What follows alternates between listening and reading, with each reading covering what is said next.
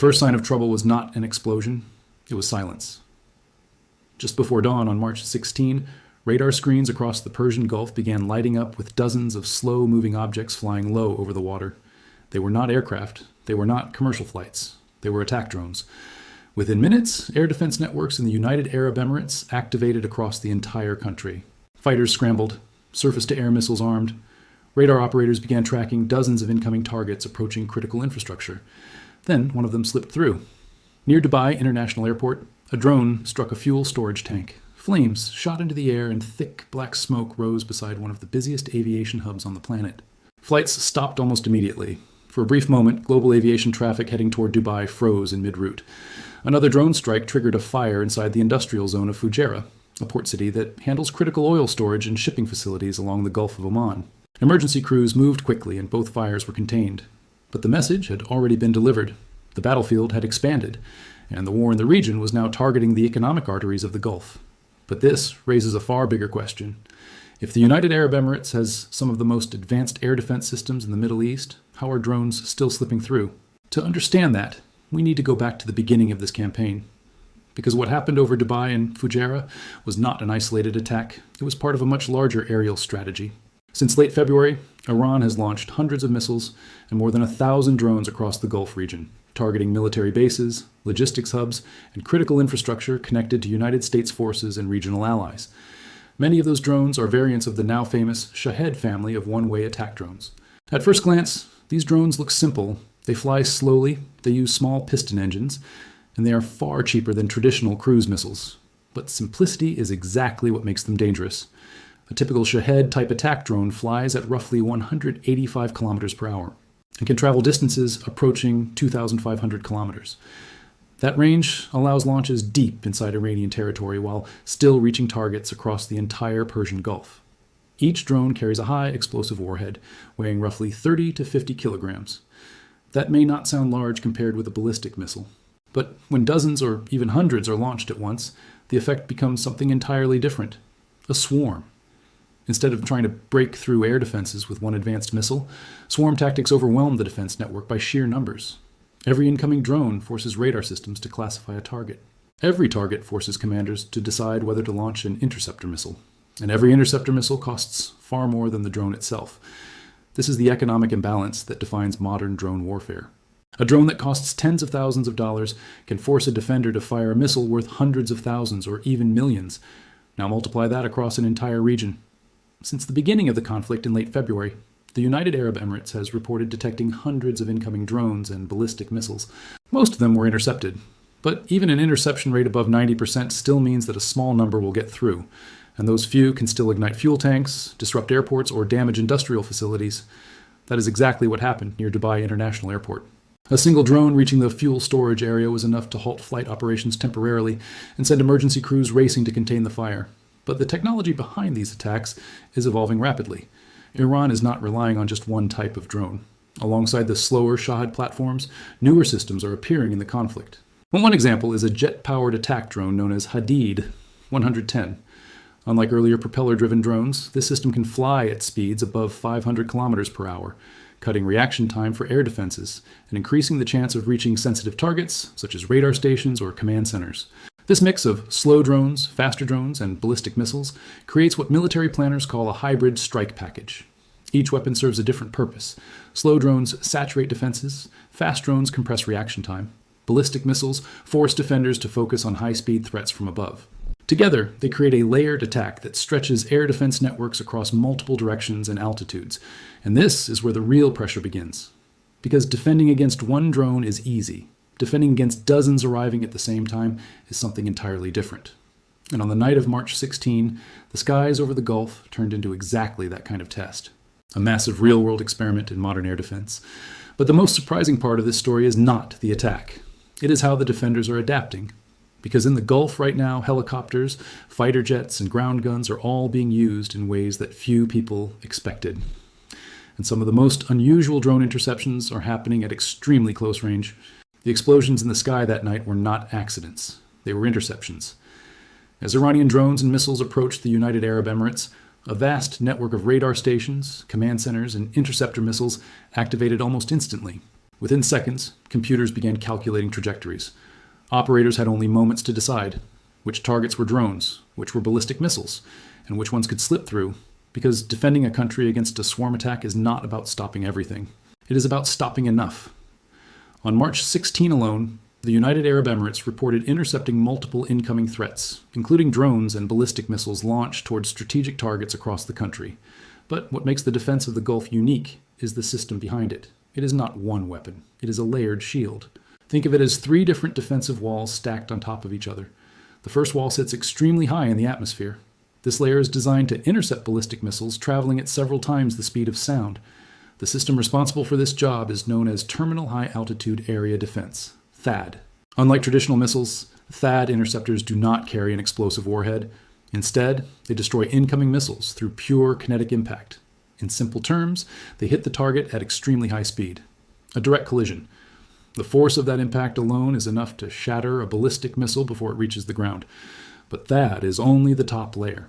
Below it sits one of the most recognizable air defense systems in the world, the Patriot missile system. Patriot batteries are designed to intercept aircraft, cruise missiles, and short to medium range ballistic missiles at lower altitudes. These launchers are connected to powerful phased array radars capable of tracking multiple targets at once. When a threat is detected, the system automatically calculates an interception path and launches a missile designed to collide with the incoming weapon. But even Patriot missiles are not the final line of defense, because the most difficult targets are often the smallest ones. Drones. Low-flying attack drones can slip beneath high-altitude radar coverage. They fly slowly, they hug the terrain, and their radar signature is extremely small. To counter these threats, the United Arab Emirates relies on short-range air defense systems designed specifically for low-altitude targets. Systems such as Pantsir, Barak, and other rapid response interceptors form the inner defensive ring around key infrastructure. These platforms combine radar, missiles, and rapid-firing cannons capable of shooting down drones only seconds before impact. All 3 layers work together through a unified command network.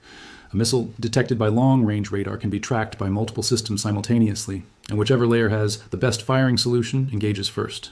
This type of architecture is known as layered air defense, and in theory, it creates one of the most resilient defensive networks in the world.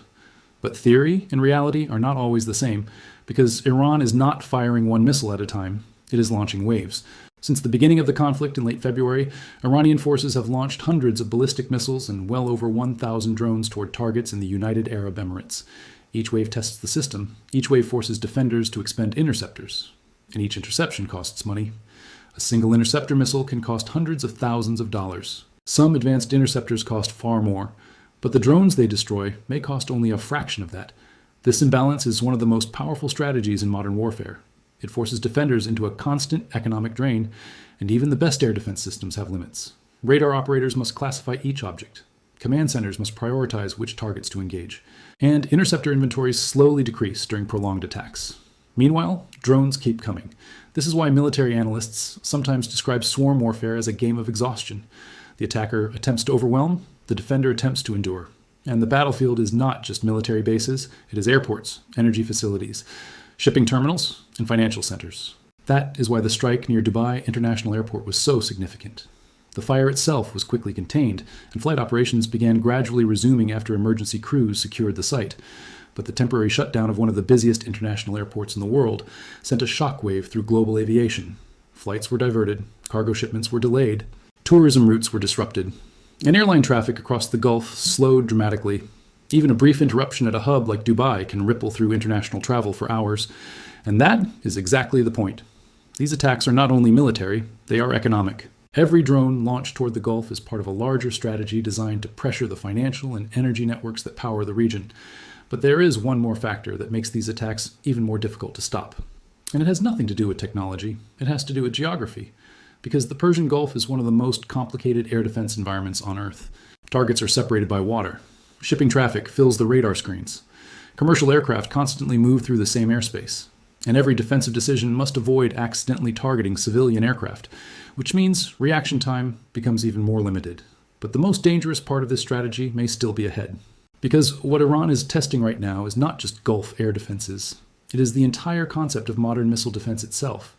And if swarm warfare continues to evolve, the lessons learned in the skies over Dubai could reshape how every military on Earth prepares for the next war. The drone that struck near Dubai International Airport did not destroy the airport. It did something far more strategic. It interrupted it. For several hours, aircraft approaching one of the busiest aviation hubs on Earth were forced to hold, divert, or delay landing. Cargo aircraft carrying electronics, medical supplies, and industrial components had to reroute. Passenger flights paused while emergency crews contained the fire. The flames were quickly controlled, but the disruption had already spread far beyond the airport perimeter. Because Dubai is not just a city, it is one of the central transportation and financial nodes of the global economy. Every day, thousands of flights connect Asia, Europe, Africa, and North America through this hub. When that flow slows down, even briefly, global logistics begins to feel the effect. And that reveals the deeper logic behind these drone attacks. They are not only designed to destroy infrastructure, they are designed to create uncertainty. Modern economies depend on predictable movement. Ships must arrive on schedule. Aircraft must land on time. Energy shipments must move without interruption. Even a small disruption can ripple through international supply chains. That is why the second strike location on March 16 matters just as much, Fujairah. At first glance, Fujairah may seem like just another coastal city in the United Arab Emirates, but in reality, it plays a critical role in global energy logistics. The port of Fujairah sits outside the Strait of Hormuz and serves as one of the largest oil storage and bunkering hubs in the world. Oil tankers traveling through the region frequently refuel there before continuing toward Europe, Asia, or Africa. Large storage terminals hold millions of barrels of fuel and refined petroleum products. A fire in the industrial area of Fujairah does not simply threaten a local facility, it threatens a node in the global energy supply network. Fortunately, emergency teams contained the fire quickly. Operations at the port continued, but the attack demonstrated something important. The target was not random, it was economic infrastructure, airports, fuel depots, energy terminals, shipping routes. These are the pressure points of the modern world, and drone warfare is uniquely suited to target them. Unlike large ballistic missiles, drones are relatively inexpensive and easy to produce. They can be launched in large numbers, they can travel long distances, and they can approach targets from unexpected directions. This makes them ideal tools for what military strategists call economic warfare.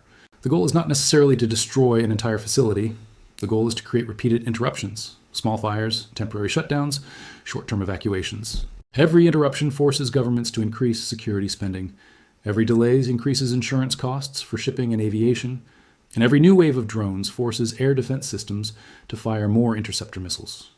Over time, the cost of defense begins to grow. Meanwhile, the cost of launching drones remains relatively low. This imbalance is now becoming one of the defining characteristics of modern conflict. And it is forcing militaries to rethink how air defense works. For decades, air defense systems were built to stop a small number of expensive threats. Fighter aircraft, cruise missiles, ballistic missiles. Each interceptor missile was designed to defeat a high-value target. But drone swarms change that equation completely. Like when dozens of low-cost drones approach simultaneously, firing expensive interceptor missiles becomes unsustainable. This is why many countries are now investing heavily in new defensive technologies. High-energy lasers, electronic warfare systems, radio frequency jammers, and automated gun systems designed specifically to shoot down drones at much lower cost. Several of these technologies are already being tested in the Middle East, but they are still evolving, and large-scale swarm attacks continue to challenge even the most advanced defensive networks, which is why the events of March 16 are being watched very closely by military planners around the world. The skies over the Gulf are becoming a real-world laboratory for the future of air defense. Every interception provides data. Every successful strike reveals a weakness, and every new wave of drones pushes the limits of existing systems. For now, the United Arab Emirates and its regional partners are successfully intercepting most incoming threats, but the attacks are not stopping, and as long as drones continue to launch across the region, the balance between offense and defense will remain under constant pressure. Because modern warfare is no longer confined to traditional battlefields. It now reaches airports, energy hubs, shipping lanes, and financial centers. The drone swarms over Dubai and Fujairah revealed something critical about the future of conflict. The next wars may not begin with armies crossing borders. They may begin with dozens of small aircraft appearing on radar screens. Flying low, flying slowly, but heading directly toward the economic heart of a nation. And stopping them all may be one of the hardest challenges modern defense systems have ever faced.